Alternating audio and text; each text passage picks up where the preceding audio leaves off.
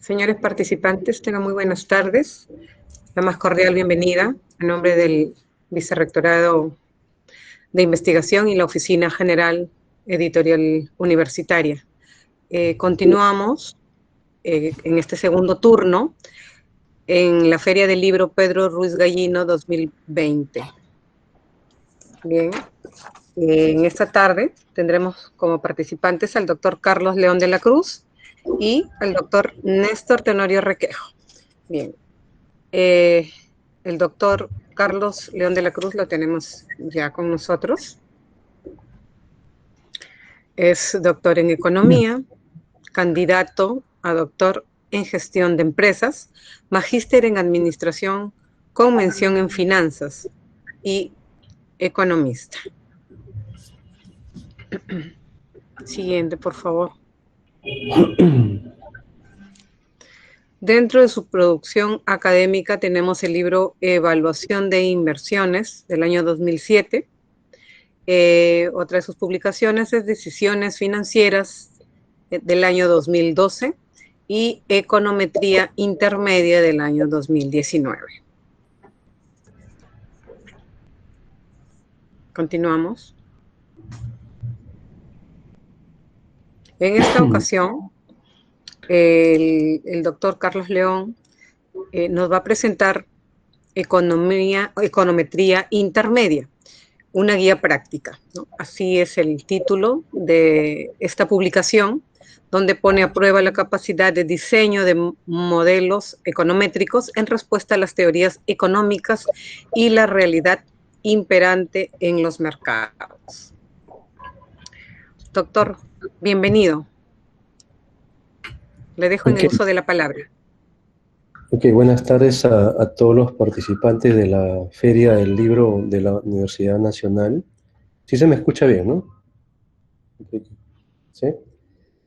Bien, muchas gracias a la editorial universitaria por la invitación, para, bueno, mostrar un poco los trabajos que hacemos los docentes en nuestro día a día, ¿no? Como ejerciendo nuestra labor docente y a la vez haciendo algún tipo de trabajo digamos, de recopilación, investigación y algo que ayude pues a la labor de los estudiantes en general, ¿no?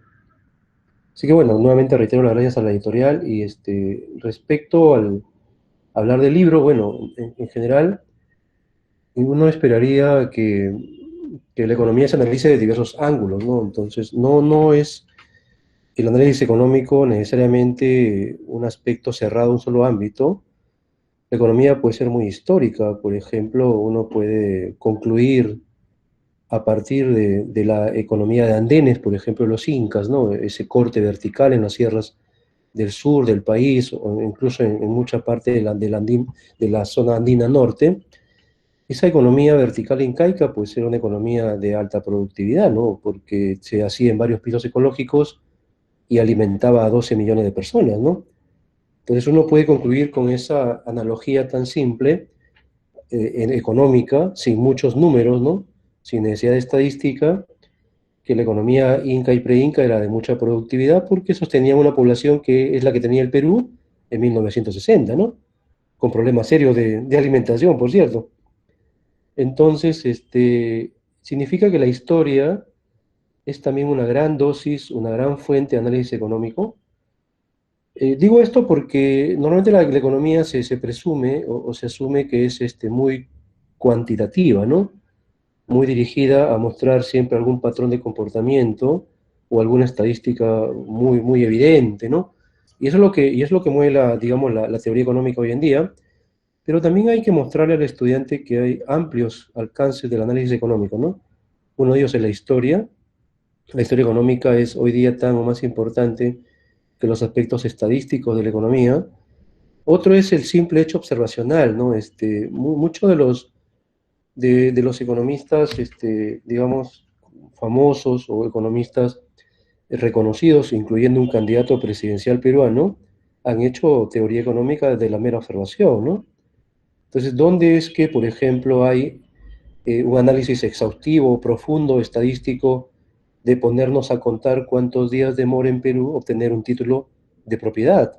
¿O cuántos días demora en Perú una licencia de funcionamiento comercial? o cuántos días demora en Perú obtener un certificado tributario o pagar tributos en Perú. Entonces, a partir de ese conteo, de esa observación de la realidad, es que surge en un libro un famoso libro de un famoso economista peruano más famoso, ¿no? Que es Hernando de Soto, ¿no? Observando la realidad y a partir de ahí haciendo teoría o debatiendo las teorías existentes y haciendo contribuciones, ¿no? Entonces, esas son dos formas de ver la economía. El caso del libro que estaba mostrándose ahí en la pantalla es otra de las vías, ¿no? Eso podría decirse como una tercera vía, no la única, no la mejor, ni la más importante quizás, porque todas son tan buenas o tan importantes como esta. Entonces, la econometría es una forma de analizar la economía, pero recurriendo a la evidencia estadística, ¿no? O sea, si sabemos, por ejemplo, que en Bolivia en 1980 la enorme debacle fiscal boliviana y un banco central totalmente permisivo en Bolivia ocasionaron una hiperinflación, ¿no? Porque lo podemos medir con los datos y hacer una relación estadística entre los problemas fiscales, los problemas monetarios y la economía boliviana en los 80, pues es una regularidad que luego encontramos en 1985 en la economía peruana, ¿no?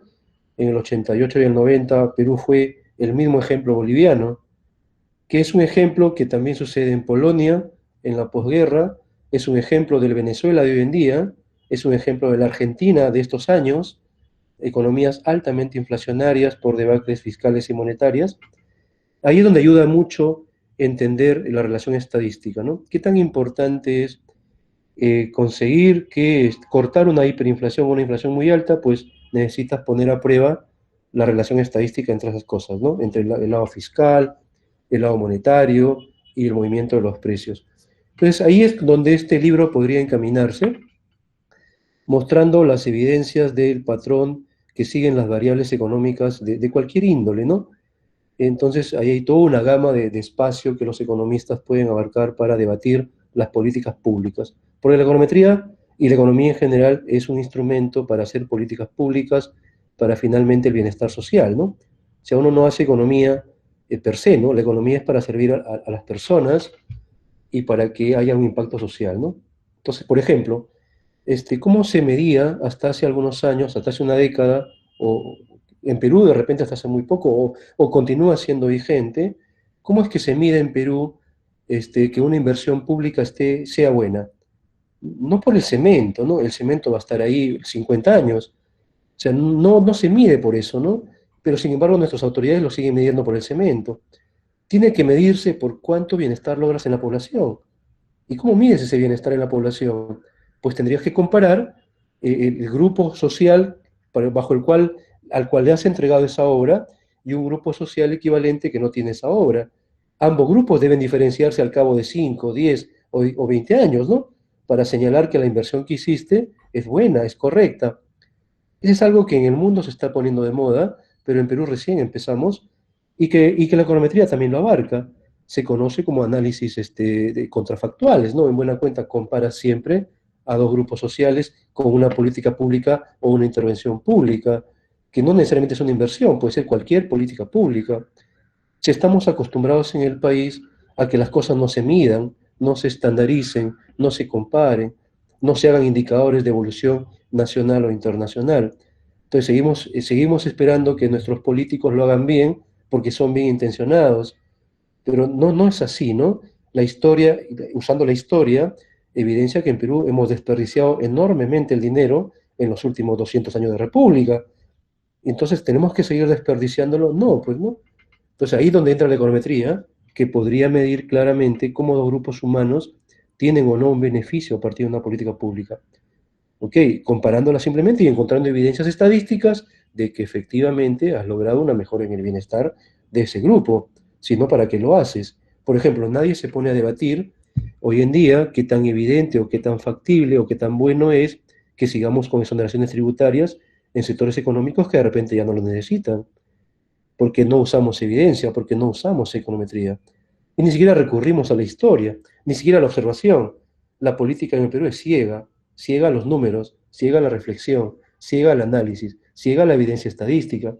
Entonces, si nuestros estudiantes logran tener clara la noción de la economía como una ciencia que se dedica al bienestar social y tienen claro además que podrían medirlo, creo que hemos logrado tener estudiantes o economistas que en el futuro, en los próximos 20 años, ya no desperdiciarán más la plata que hoy día ya es muy escasa en el Perú, ¿no? Ahora en pospandemia, ¿no?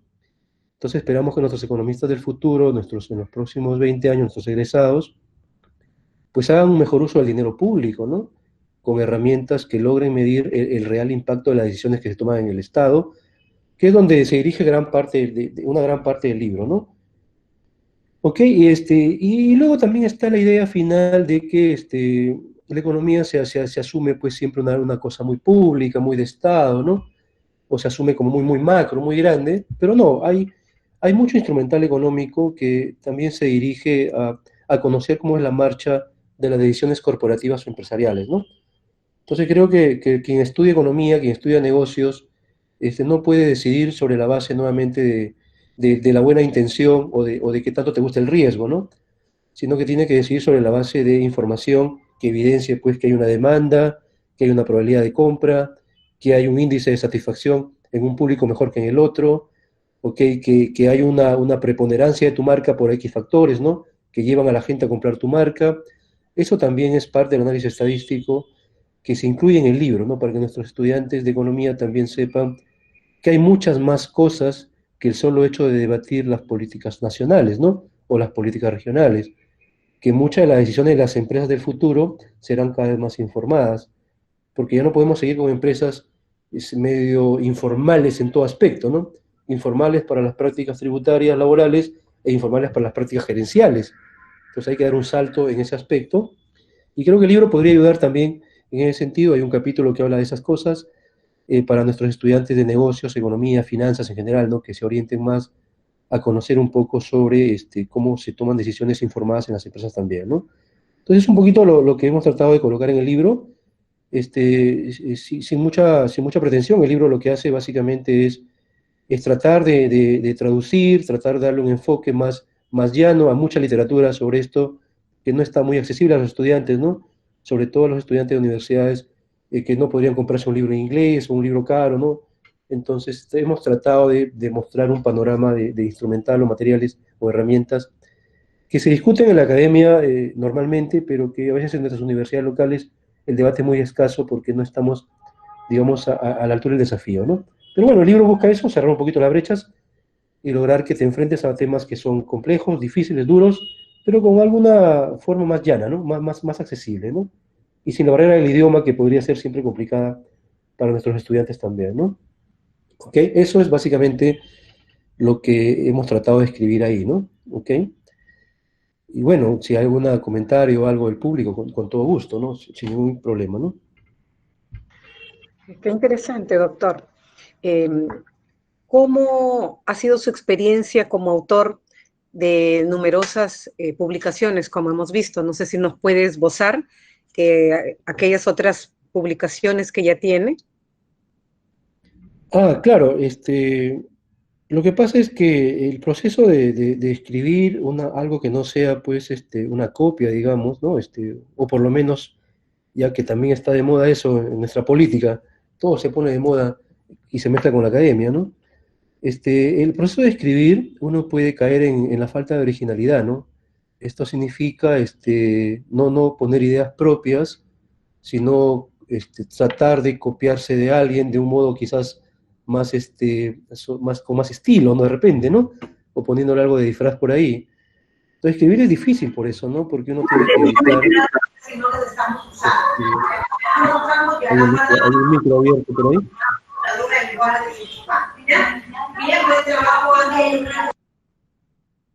Ahí está. Entonces, escribir se vuelve un proceso difícil, ¿no? Porque uno tiene que ser original, o por lo menos tratar de ser original, ¿no? No caer digamos, en el lugar común. Ahora, con tantas herramientas antiplagio, pues es fácil darse cuenta de eso, ¿no? Entonces, por eso toma tiempo. Yo creo que un profesor universitario que publica mucho y muy seguido es porque tiene, pues, una vocación para hacer eso, ¿no? Con toda la carga que tiene y todas las dificultades del mundo académico, ¿no? Y yo he publicado cosas con una distancia de tiempo considerable, ¿no? Cada 6 7 años, pero hay colegas que lo hacen, supongo yo, mucho más continuo. y hay que felicitarlos porque no somos una academia muy prolífica, ¿no? Por cuanto es que hay muchas barreras para escribir, y una de ellas es tomarse el tiempo para ser original, ¿no? Entonces creo que ahí hay una cosa difícil, y por eso que me ha tomado tiempo, ¿no? Hacer estos documentos. Y bueno, son producto pues del desafío académico también. A veces uno encuentra temas interesantes con los mismos estudiantes y los va escribiendo, ¿no? Y los va recopilando y va armando su propio material, qué sé yo, ¿no? Y en algún momento uno dice, bueno, es hora de juntarlo, ¿no? Y así han surgido los libros. Los libros son experiencias haciendo trabajos para empresas o las mismas experiencias de clase. O por último, cosas que eran muy complejas de explicar, que uno terminaba traduciéndolas primero, luego poniéndolas en un lenguaje más simple, luego armando ejemplos más simples, y luego pues termina armando un cuerpo de conocimiento, ¿no?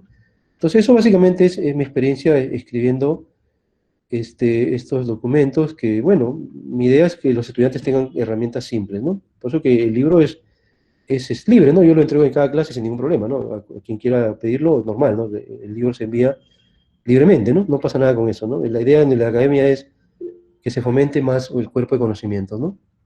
¿Ok? Bien. Acá hay una pregunta de José Junior, no sé si Sí, sí, respondería a doctor. esto. Adelante, doctor, sí, responda a la pregunta.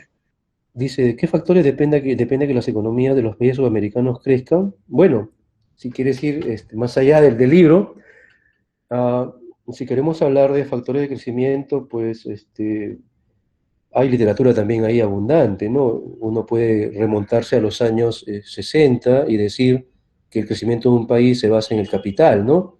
El estado de capital o el activo o la inversión que hay por persona.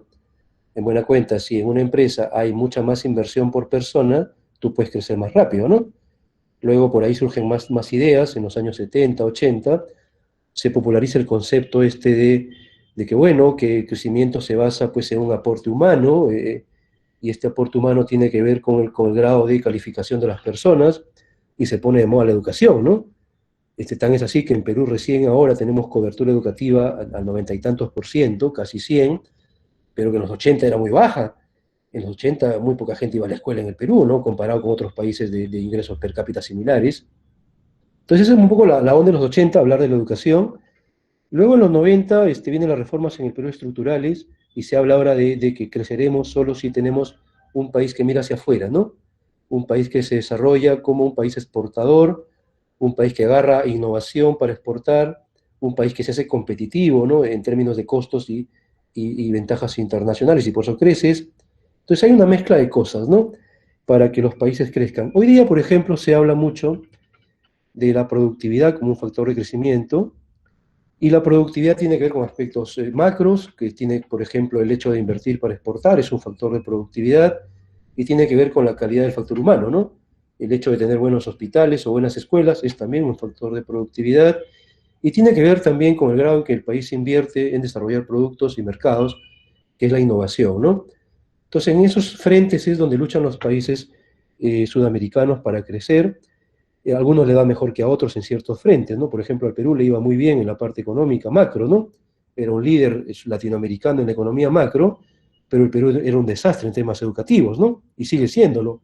Sin embargo, Uruguay es un líder sudamericano en temas educativos, ¿no? E incluso en temas de igualdad social. Uruguay es un país líder en América Latina.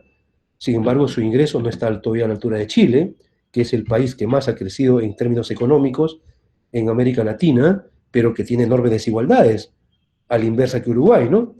Entonces somos en América Latina creo que convergen todos los mundos, sus países al estilo del África, ¿no? Muy deprimidos, y países muy modernos al estilo europeo.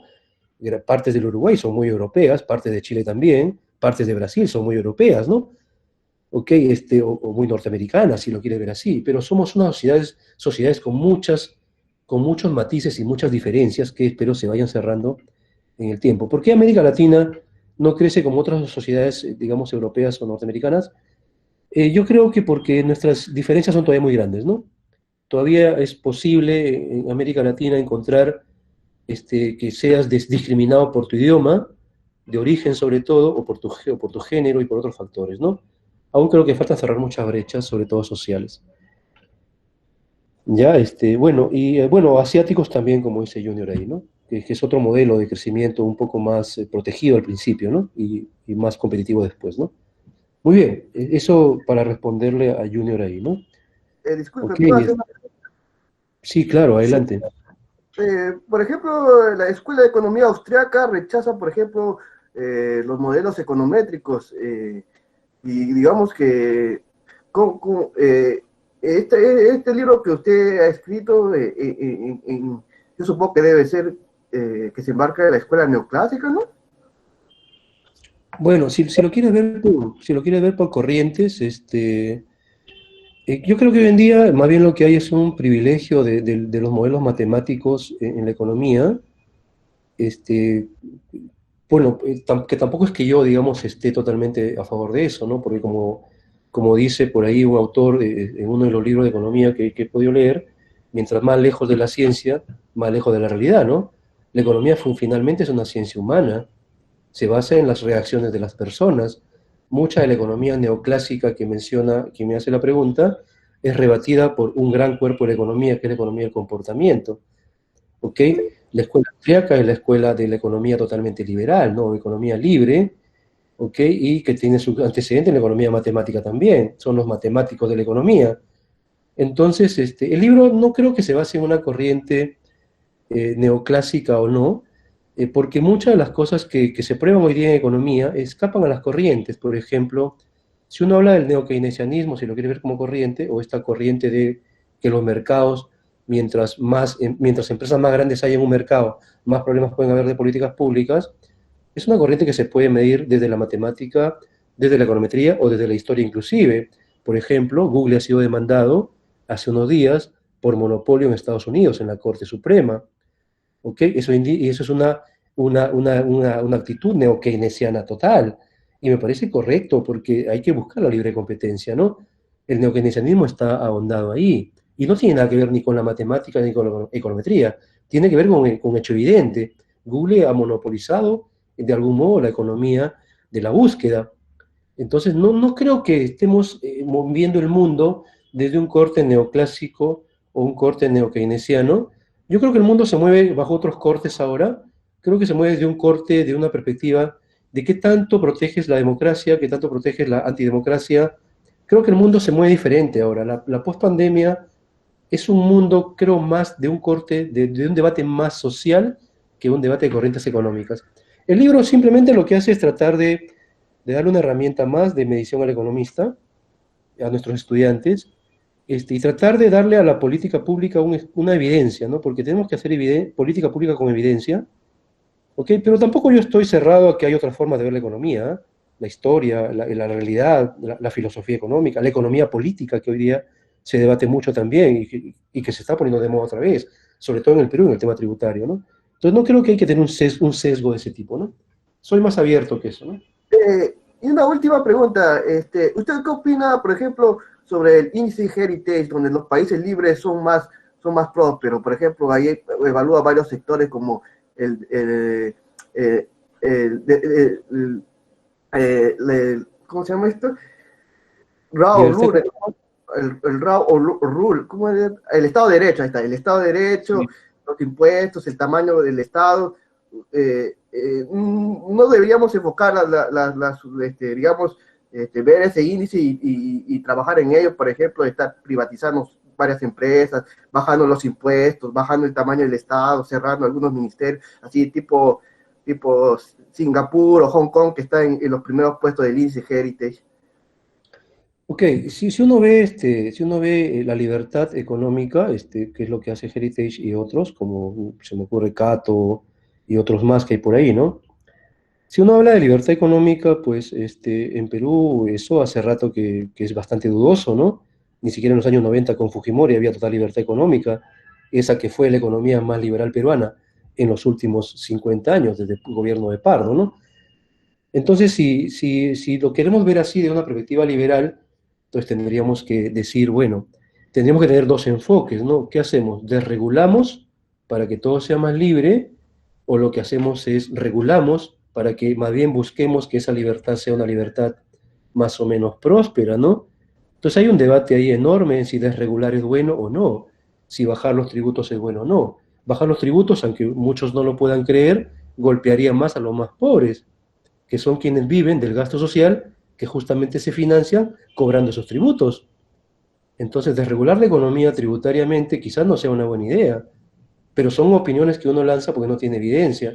La evidencia señala, en contrario, que si te pones a desregular, podrías lograr concentraciones monopólicas, que es lo contrario a lo que busca el liberalismo. ¿Ok? Entonces, si uno desregula, termina concentrando la economía, que evidentemente tendría precios más altos, y terminas afectando a los más pobres, que son quienes pagan esos precios, y que son quienes necesitan el recurso social para gastar ahí, ¿no? Por ejemplo, nuestro debate debería ser más allá del tema solo del ranking, debería ser, por ejemplo, ¿por qué nuestro mercado bancario no es más o más competitivo del que es? ¿Por qué tiene el Banco Central que subastar fondos a 3% o a 2% para que el mercado bancario coloque a 6 o 7? Porque antes colocaba a 30, 40 o 20. El debate en realidad en el Perú va más allá del solo cliché del liberalismo. Va cómo hacer para romper industrias abiertamente concentradas como el mercado bancario y otros mercados en el país, que son así concentrados por la misma naturaleza del mercado nacional, ¿no? Pero que la política pública debería más bien pensar en eso. O sea, nosotros seguimos navegando en el problema equivocado. Y creo que es porque nos falta evidencia, porque tenemos una mirada muy intuitiva, una mirada muy simplista de la economía. Necesitamos más evidencia para eso. Aquí hay más Pero, preguntas, ¿ok? por ejemplo, Donald Trump bajó los impuestos y aumentó, digamos, la recaudación. Pero sería beneficioso que al bajar los impuestos, ahí, por ejemplo, se tiene una evidencia. O, o, o, o por Sí, ejemplo, claro. antes de la Constitución 93, de la Constitución 79, el Estado la economía era más regulada y, digamos, ahí no fue peor. Y encima terminamos en una hiperinflación. Ok, yo no estoy en contra del asunto digamos, de que haya más competencia. Al contrario, soy neoliberal, se lo digo a mis amigos, pero también tienes que entender que, por ejemplo, Donald Trump bajó los impuestos, sí es cierto, y Estados Unidos hoy es más desigual de lo que era en 1900.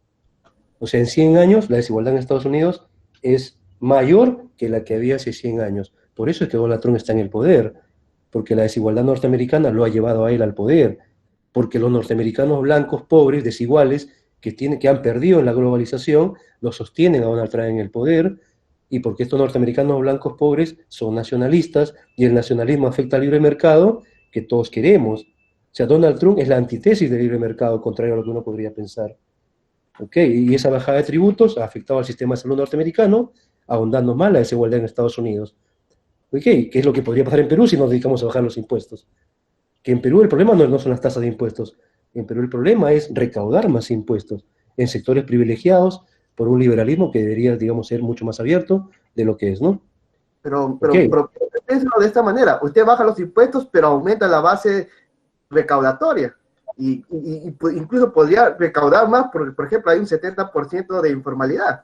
No lo ha pensado, digamos, de esa manera también. Baja los impuestos, aumenta la base recaudatoria y aumenta en total, digamos, la recaudación.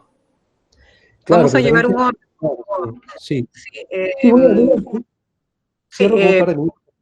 evitar mucho, digamos, los diálogos así unilaterales, porque estamos en lo que es la Feria del Libro y sobre todo estamos enmarcándonos con nuestros ponentes en lo que es su faceta como escritores. Les recuerdo esto si es que en caso tuvieran que hacer alguna pregunta. Sí. Doctor, para culminar con su intervención, ¿cuál sería su análisis de la economía en el Perú post pandemia? Ok, bien, justamente, y de paso también le respondo a nuestro amigo que ha estado amablemente preguntando, eh, una estadística que se ha publicado recién, hablando de evidencia, es, por ejemplo, que 86% de la productividad es la carga tributaria de una empresa que en el Perú pasaría de informal a formal. Quiere decir que al empresario le quedaría, ¿cuánto? Un 14% de margen de retorno, ¿no? Lo cual ya es un problema, ¿verdad? Entonces, de ese 70% de informales que hay en el Perú, básicamente un 20% tienen ese margen de retorno. El resto son informales que están, muchos de ellos, una gran masa de ellos, en la subsistencia. Entonces, bajar los tributos es una política abiertamente opuesta a lo que podríamos uno pensar para ayudar a los pobres. Ok, creo que se confunde tasa tributaria con recaudación tributaria. Hay que tener cuidado con ese tipo de situaciones porque eso es la falta de evidencia nuevamente, ¿no?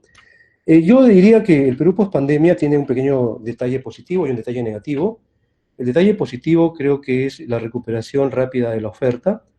La producción ya está recuperándose a un ritmo interesante.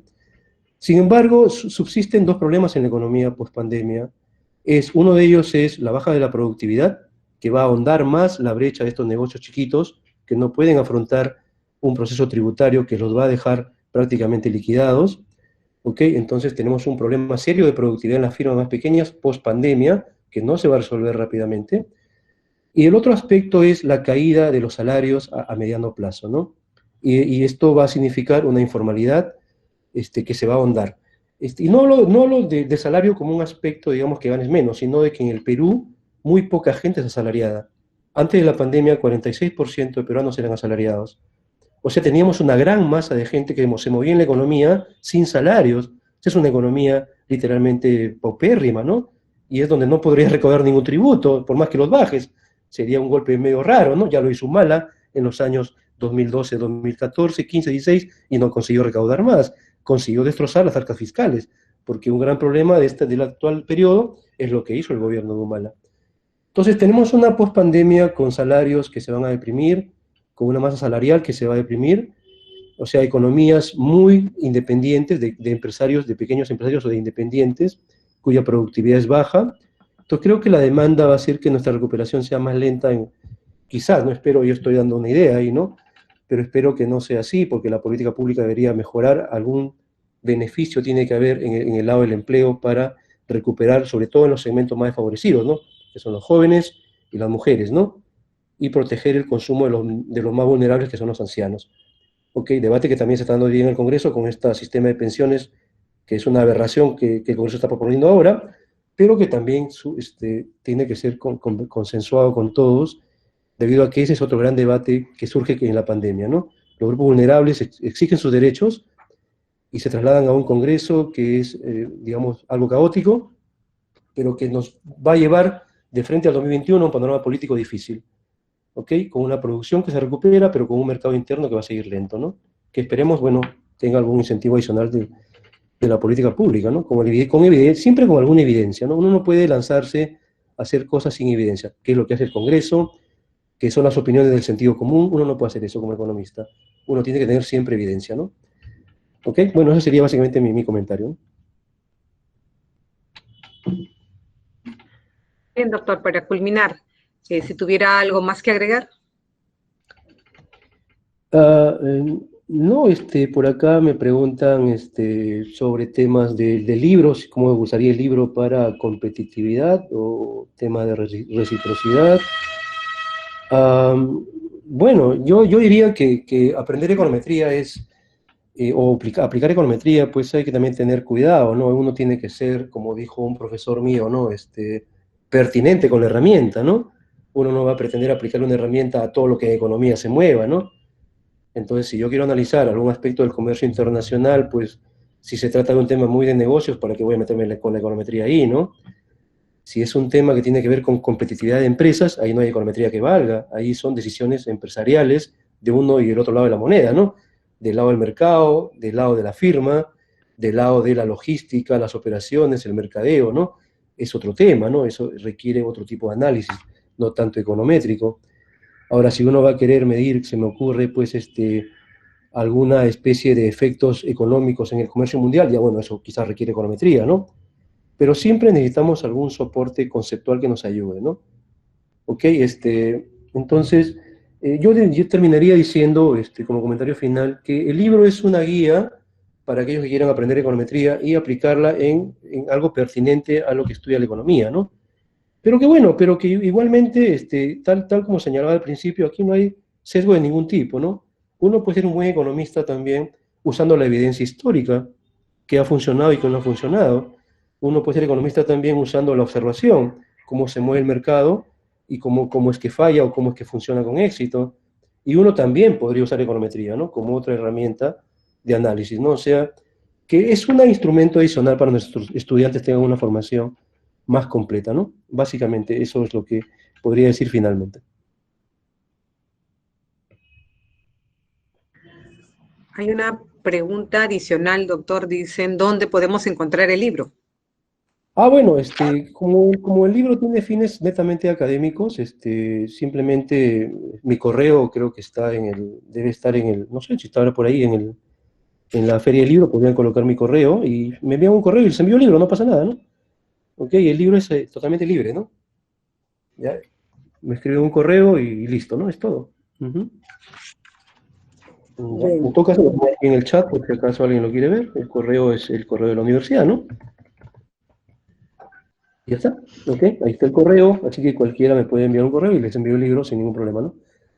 Ok, bien, siempre doctor. creo. Nosotros los invitamos también a nuestros participantes, en este caso usted, que es uno de los participantes dentro de lo que es la Feria del Libro, para que puedan hacer sus publicaciones también a través de la editorial de nuestra universidad. Muchísimas gracias por su participación, doctor. Ok, gracias a la feria y gracias a la editorial de la universidad y bueno, gracias a todos los participantes por sus preguntas muy interesantes también. Gracias, hasta luego.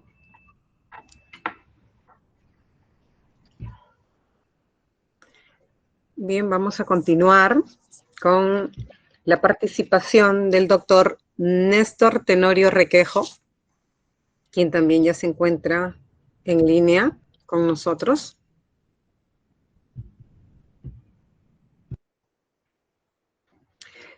El doctor Néstor Alipio Tenorio Requejo es nacido en Chiclayo en abril de 1947, cursó estudios en el Colegio Nacional de San José, egresando en el año 1964 con el Premio Botón de Oro San Josefino. Se titula en la Universidad Nacional Pedro Ruiz Gallo como profesor secundario. Ingresa a la docencia superior en la FACSE en octubre de 1991. Desde esa fecha hasta la actualidad desarrolla, además de la cátedra, el periodismo cultural, el ensayo, la crítica literaria y la investigación educativa.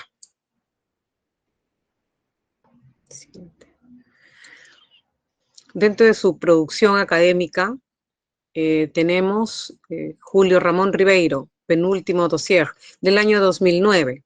El grupo Narración en la Literatura Peruana, del año 2006. Otra obra es Mario Vargas Llosa, El Fuego de la Literatura, en el año 2001. Julio Ramón Ribeiro, El Rumor de la Vida, año 1996. César Vallejo, Al Pie del Orbe, 1992. Director, fundador de la revista Umbral. Es coeditor de la revista internacional Mujer, Cultura y Sociedad en América Latina, la Red Europea Latinoamericana, año 1996 hasta el año 2000.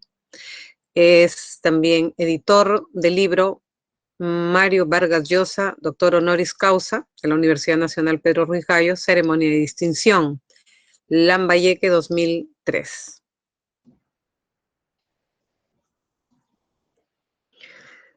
También es director fundador de la revista Umbral. Parece que estamos repitiendo las... Sí, adelante, por favor. Hemos repetido las diapositivas.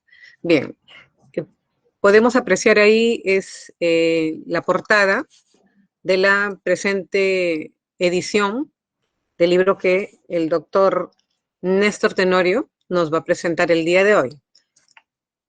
Esta obra está titulada Tupay de puño y letra, textos reunidos para abrazar el otoño. La edición abarca 680 páginas en las que discurren 10 estancias, una coda y un archivo fotográfico.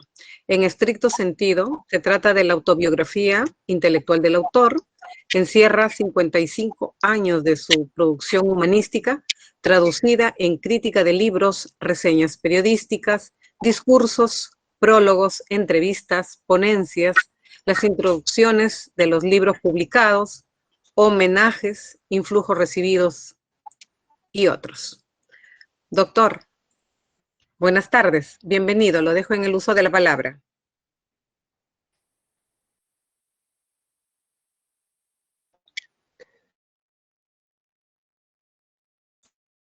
Sí, buenas noches. Buenas noches.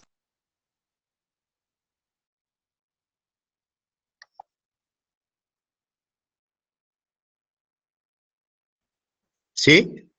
Sí, se le escucha, doctor.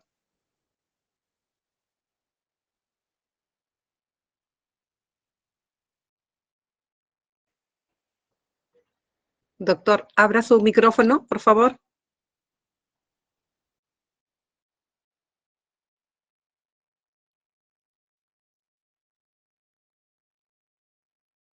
Perfecto. ¿Ya? Ya. Decía entonces que con mi saludo va mi felicitación para los organizadores de esta feliz idea de organizar eh, la feria del libro Pedro Ruiz Gallo 2020. Yo creo de que la actividad es necesaria, muy importante, dado que muchas veces hay gente proclive a solamente resaltar cuando hay algo negativo en la universidad, pero muy poco acostumbrados a señalar los aciertos, las bondades, la fortaleza de la institución.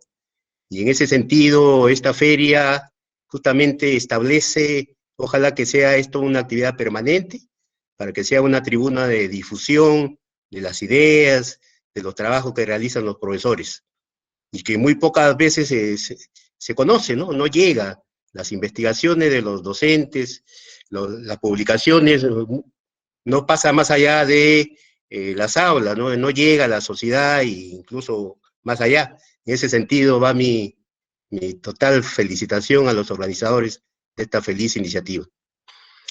Me dijeron de que tenía que centrarme en este último libro. Yo debo indicarles de que este es el sexto libro que se ha publicado, ya se preparó una diapositiva que ustedes han escuchado. Yo quisiera muy rápidamente hablar algo sobre el libro, ¿no? Y lo primero que quisiera decirles es de la misma portada, ¿no? Ustedes están observando ahí, creo que está ¿no? Se puede visualizar la portada, está el nombre, dice de puño y letra, textos reunidos para abrazar el otoño, 1964-2019. Y hay una pintura, un cuadro ahí, que ilustra la portada. Yo quisiera, antes de avanzar con el contenido, algunas cosas que se debe tener en cuenta. El nombre, ¿por qué ese nombre, Tupay? Tupay es una palabra quechua que significa punto de encuentro, o sea, encuentro, convergencia, confluencia, cosas que van a desembocar, que se unen en determinado sitio, ¿no? Esa es la idea de encuentro. Y de puño y letra, ¿por qué? ¿Por qué de puño y letra? Porque acá quiero hacerles una revelación. Por ejemplo, yo pertenezco a una generación que no gozaba del avance tecnológico. En esa época no había los celulares, no había, el avance tecnológico que hay hoy día, ¿no? De tal manera que nosotros teníamos que a veces escribir de puño y letra, o sea, agarrar el lapicero y escribir en nuestros cuadernos o en las fichas, ¿no? En ese sentido, incluso cuando ya estaba la máquina de escribir, pero no todos tenían esa facilidad de tener una máquina de escribir en su casa. Así que lo único que quedaba era escribir, ¿no? Convertirse en un escribidor, llenando cuartillas y cuartillas. Eh, yo les refiero, por ejemplo, el año 1964, yo obtengo el Botón de Oro, un concurso de composición literaria, estoy en quinto año de media, y ese trabajo, porque tenía ganas de participar en este trabajo, lo escribo, ¿no? Con lapicero, en hojas. No tenía máquina, tuve que ver quién lo escribiera, un amigo lo escribió y se presentó y ganó. Entonces estoy marcado por esa experiencia, ¿no? incluso más adelante cuando ya estaba en la universidad, no sé si mucha gente recuerda, en la calle San José, entre Saipeña y 7 de enero, quedaba una biblioteca, que era una de las mejorcitas, que pertenecía al Club Unión y Patriotismo. Bueno, ahí íbamos nosotros, yo iba a esa biblioteca porque tenía una sección de hemeroteca donde había los archivadores de los periódicos, y sobre todo me interesaba el periódico o el Comercio, el dominical. Y como ya yo estaba con la inquietud de la literatura, yo tenía que revisar esos periódicos, el dominical, y escribía, ¿no? Recuerdo mucho los comentarios de José Miguel Oviedo, un reconocido crítico, y yo leía y sacaba mis apuntes, ¿no? Y conservaba, tenía varios cuadernos de puño y letra. Entonces eso me ha quedado marcado para mí, ¿no? Entonces, en este libro, que reúne 135 textos, gran parte de esos trabajos son de la época, pues, de cuando uno estaba todavía empezando, estaba en su proceso de formación, ¿no?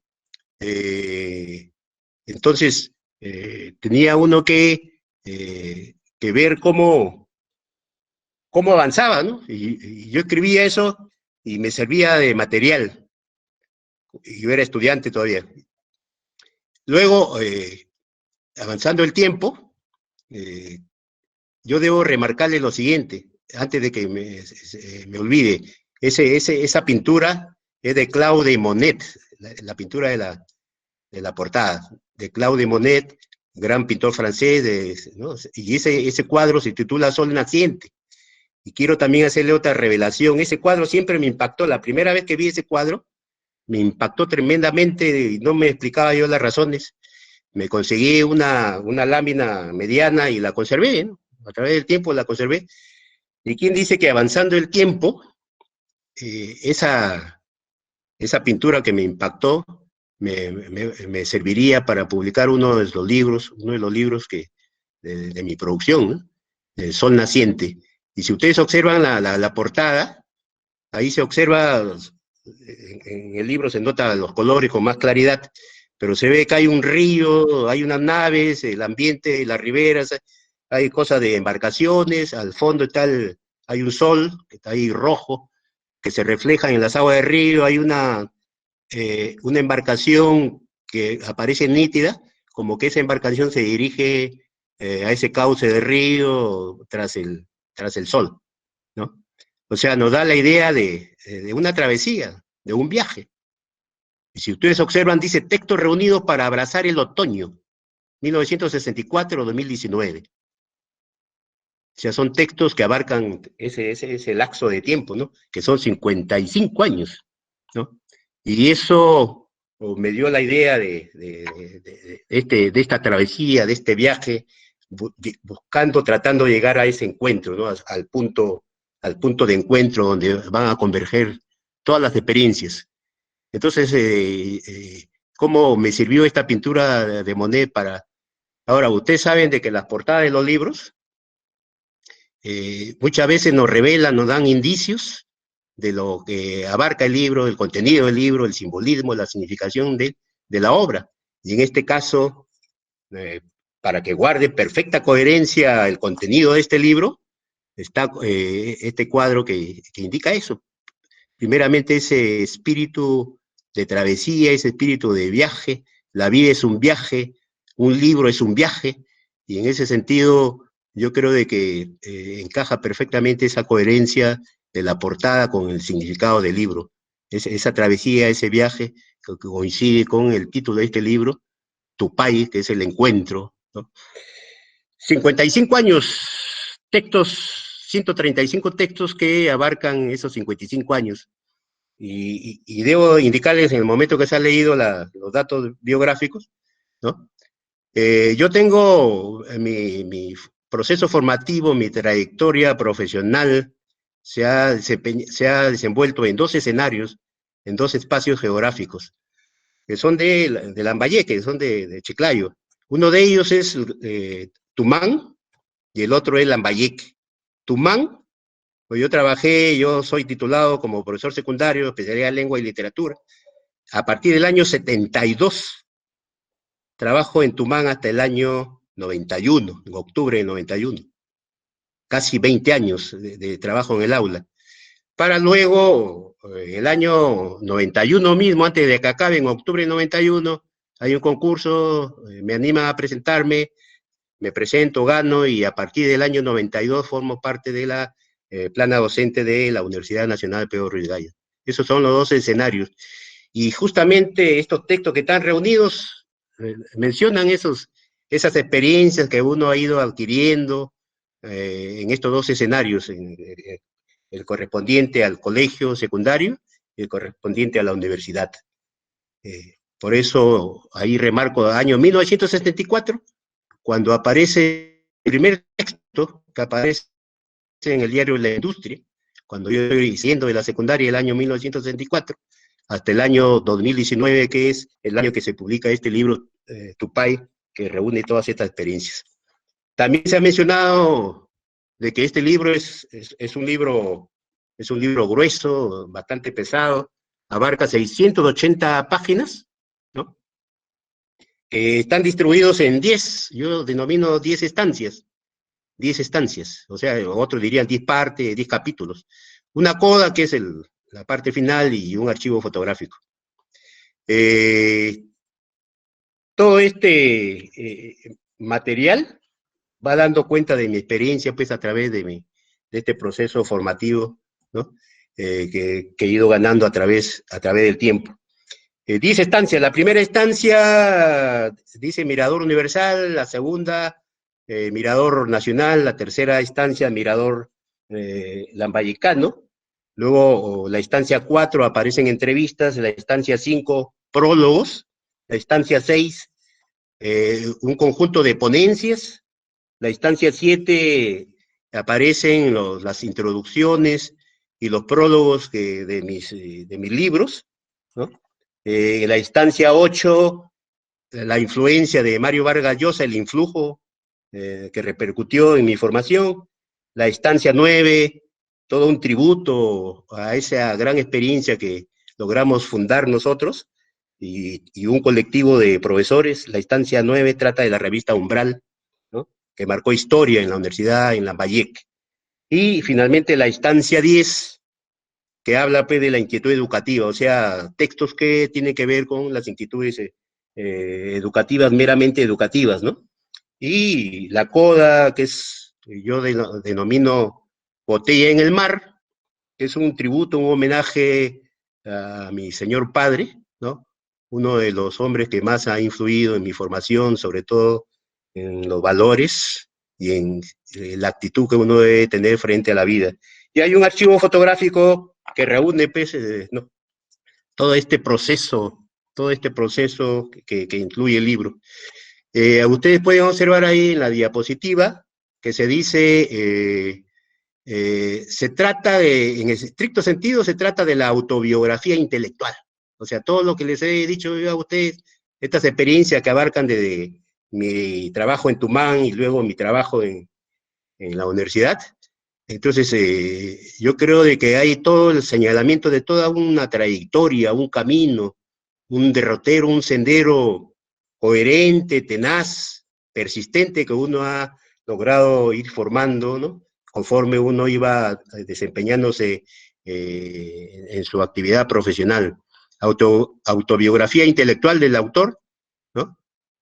Porque se va dando cuenta, si alguien quiere conocer todo mi proceso formativo, no tiene otra que entrar al libro y va a percatarse, se va a dar cuenta, va a visualizar cómo se ha ido.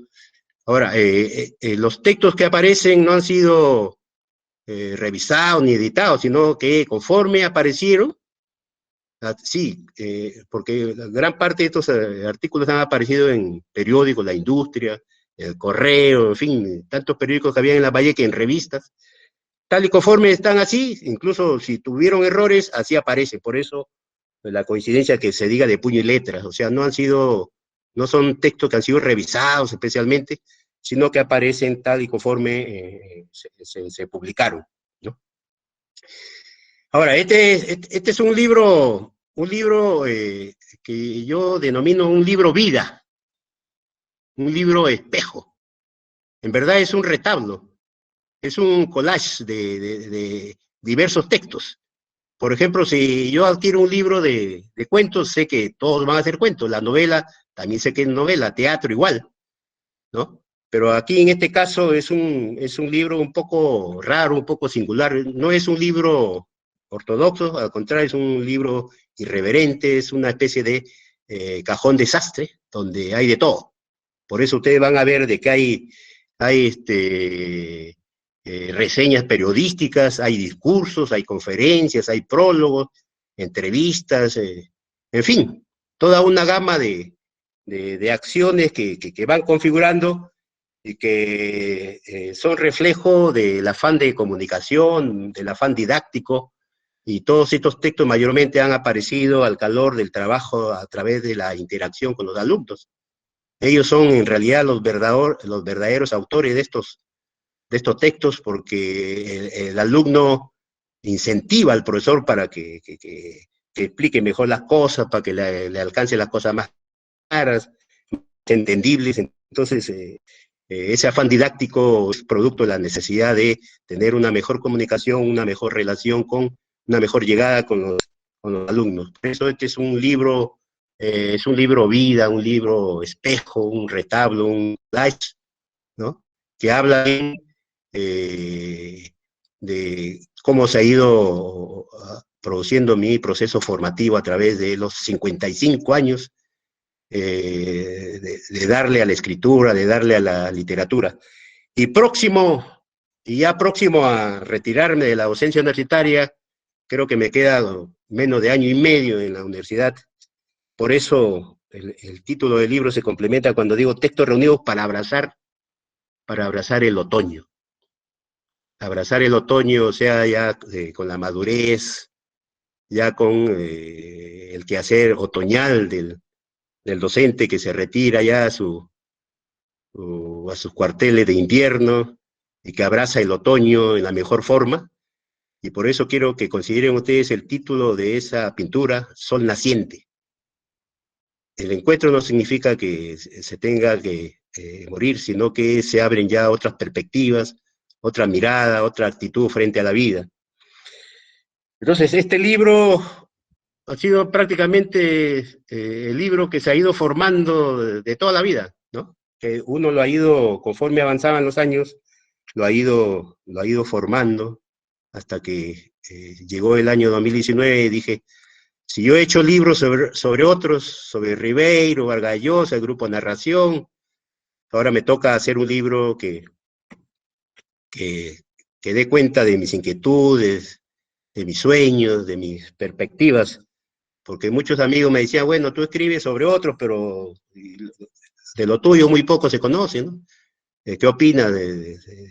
¿Cuál es tu punto de vista? ¿Cuál es tu enfoque? Entonces, justamente por eso por eso este libro está dedicado no tanto a la academia, a los entendidos, a los especialistas, sino está dirigido al común de la gente, a los estudiantes, ¿no? A los familiares, a los amigos, para que conozcan de que no todo en la vida se va en cosas banales, en diversiones, sino que también tiene uno sus momentos en que tiene que prepararse para el encuentro definitivo, a ese sendero al que todos tienen que llegar y tarde o temprano todos tenemos que llegar a ese encuentro. Todos tenemos nuestro tupay. Tarde o temprano, todos tenemos nuestro tupay. Muy bien, yo creo que ese era el panorama que quería indicarles a ustedes, ¿no? Para que tengan una visión de este libro, y quedo abierto, ¿no? No sé si habrá tiempo, algunas inquietudes de repente.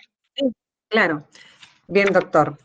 Bastante aleccionadora su propuesta. Si recordamos, doctor, Pigmalión, escultor de la mitología griega, se enamoró de su obra. El autor se enamora de algún escrito también. Para usted, ¿cuál considera su mejor obra y por qué? Bueno, yo debo decirle de que los libros que se han escrito obedecen a mis a mis gustos, a inquietudes, ¿no? Son mis autores preferidos, y son de mi época. Por ejemplo, Vargas Llosa ¿no? En los años 60, los años 70, ¿quién no era vargallosiano, no? Todo el mundo admiraba y quería a Vargas Llosa, y nuestra generación está marcada por esa presencia avasalladora, ¿no? De Mario Vargas Llosa. Y por eso es que mucha gente en la universidad y mis amigos conocen de que yo he sido un tenaz perseguidor de Mario Vargas Llosa desde cuando empecé a estudiar en la universidad, en la antigua Universidad Nacional de Lambayeque, antes de que se convirtiera junto con la Universidad Agraria del Norte en la Universidad Nacional Pedro Rigallo. Desde esa época de estudiante yo lo seguía a Vargas Llosa, o sea, era como su cancerbero. Y yo soñaba, sueño de muchacho, soñaba con que alguna vez Vargas Llosa tenía que llegar a la universidad, tenía que llegar a Chiclayo. Y se llegó ese momento. Se llegó ese momento. Vargas Llosa estuvo de visita cuando bajaba de Cajamarca, llegó en forma sorpresiva a mi domicilio ante la sorpresa de todo el mundo, un 31 de diciembre, justo horas antes del Año Nuevo. Llegó Vargas Llosa ante la sorpresa de todos. Imagínense ustedes un personaje tan brillante que llegue a unas calles, a un barrio humilde, pues, de todo el alboroto que se armó. Pero luego dije, y Vargas Llosa tiene que llegar a la Universidad Nacional Pedro Rigallo, y llegó Vargas Llosa en el año 2002, antes de que fuera premio Nobel. Lo hicimos doctor honoris causa. Ese es el tributo, ese es lo que yo considero el logro más grande que puedo haber conseguido como un modesto profesor de aula, ¿no? Encargado de transmitir sus inquietudes a los que van a asumir la posta, a los estudiantes que formamos en educación. Yo creo que ese libro de Vargas Llosa es el libro que mayor sentido tiene para mí, ¿no? Por estas razones que les estoy explicando.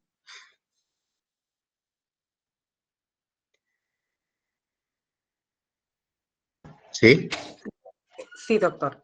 Dígame, ¿qué estrategias emplea usted para dar a conocer sus publicaciones en caso de que quisieran obtener alguna de sus obras? Bueno, los 6 libros, bueno, ya solamente este último libro, el último libro, Tupay, ese sí hay, ¿no? Porque hace poco se ha publicado, pero los anteriores libros ya, como tuvieron buena acogida a nivel nacional, prácticamente ya no hay esos libros, ¿no? Están agotados. Yo tengo nomás en mi archivo, que eso sí, no le doy a nadie, ¿no? Guardo por cada libro, guardo 5 ejemplares. Eso es intangible, ¿no? No se toca, ¿no? Eso queda como un legado de repente para mis nietos, pero los demás libros no sé cómo podría conseguirse. Y yo creo que en la biblioteca de la FACSE hay unos libros. Por ejemplo, yo sé que hay el libro de Vallejo, los libros sobre Ribeiro, el libro de Vargas Llosa y el libro sobre Grupo Narración existen en la biblioteca de la FACSE, ¿no? Pero así para venta, no. Yo me comuniqué con la editorial y me dijeron que ya no habían ejemplares para la venta.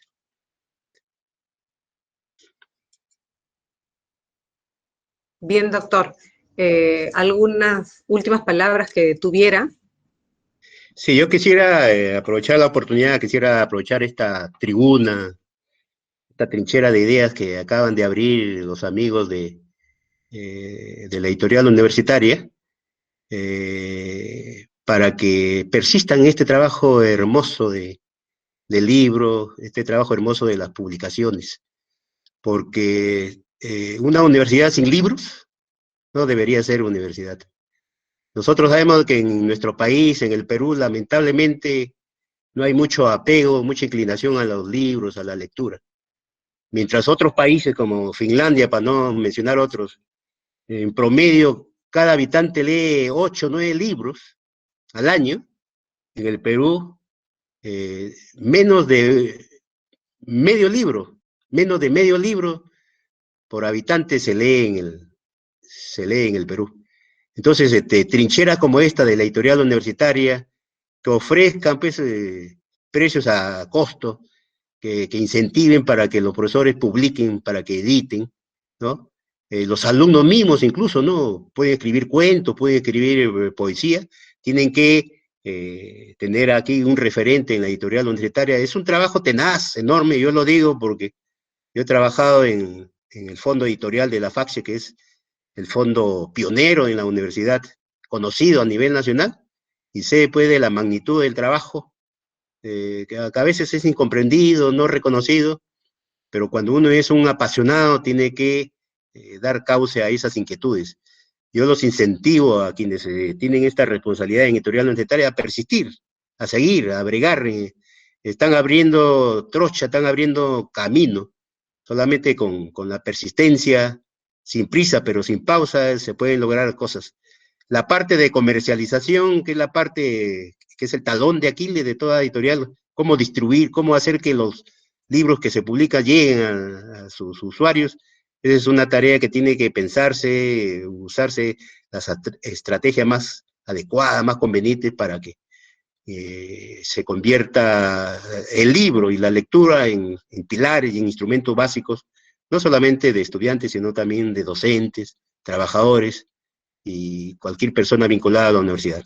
Un abrazo, mi más cara felicitación a los organizadores y un abrazo a todos y a todas las que han estado presentes en este espacio virtual. Muchas gracias.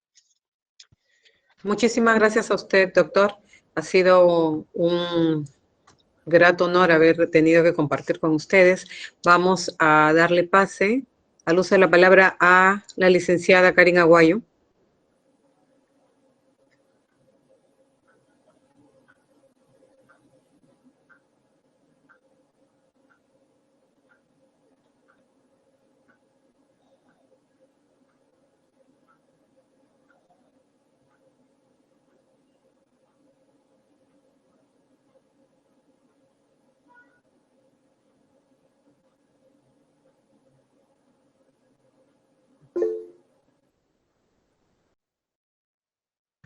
Micrófono, micrófono, enciende, Karin, tu micrófono. Sí, hola, ¿me escuchan? ¿Sí? ¿Hola?